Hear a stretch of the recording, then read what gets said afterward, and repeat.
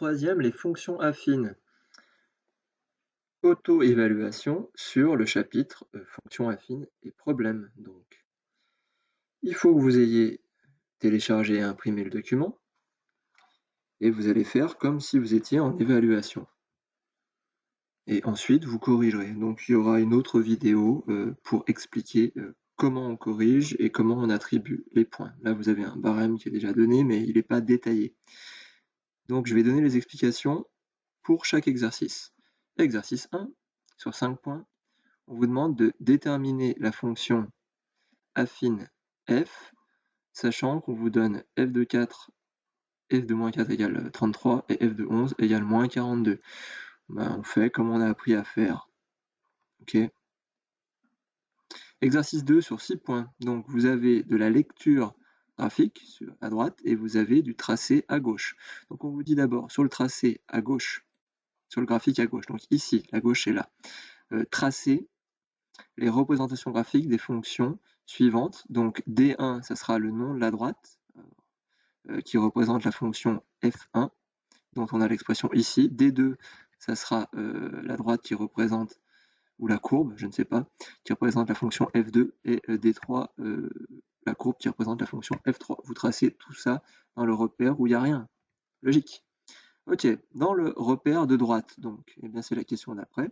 D'après le repère de droite, par lecture graphique, eh bien vous allez devoir déterminer F1, la fonction qui est représentée par la droite D1, F2, donc donner l'expression de F2 de x qui est représentée, non, F2 qui est représenté par D2, et ensuite donner l'expression de F3 de x qui est représentée par la droite D3.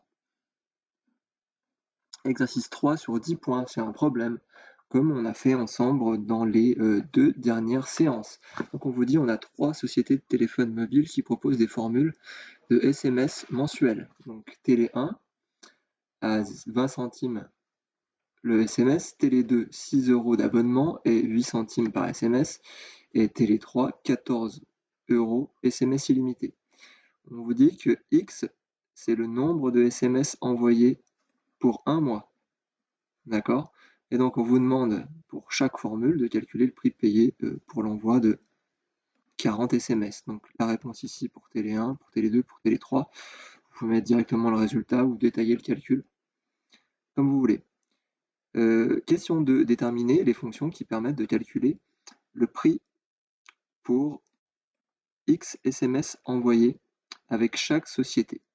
D'accord? Donc Télé 1, vous écrirez fx égale, Télé 2, g de x égale et h de x égale pour Télé 3. Mais surtout, vous devrez aussi donner et justifier leur nature. La nature, j'espère que vous vous souvenez ce qu'est la nature des fonctions. On l'a dit, redit, redit, donc ça ne devrait pas poser de problème. Et la justification aussi. Question 3, on vous demande de compléter le tableau qui est là. Ok. Question 4, on vous demande de tracer dans le repère ci-dessous, ici. Il y a d'autres choses à compléter sur le graphique. Donc, de tracer les représentations graphiques T1, T2, T3, qui sont en fait les représentations graphiques de la fonction f, g et h, et respectivement qui correspondent aux sociétés Télé 1, Télé 2, Télé 3. On vous dit de prendre en abscisse un carreau pour 10 SMS, vous voyez de toute façon ces données, et puis un carreau pour 2 €. Pareil, c'est fait sur l'axe des ordonnées. Et enfin, question 5, interprétation graphique. Donc après avoir fait votre tracé, vous devrez dire, selon le nombre de SMS envoyés, la société qui propose la formule la plus avantageuse pour vous. Voilà pour la vidéo explicative. Bonne chance, bon travail, c'est simple, je suis persuadé que vous allez tous très bien réussir.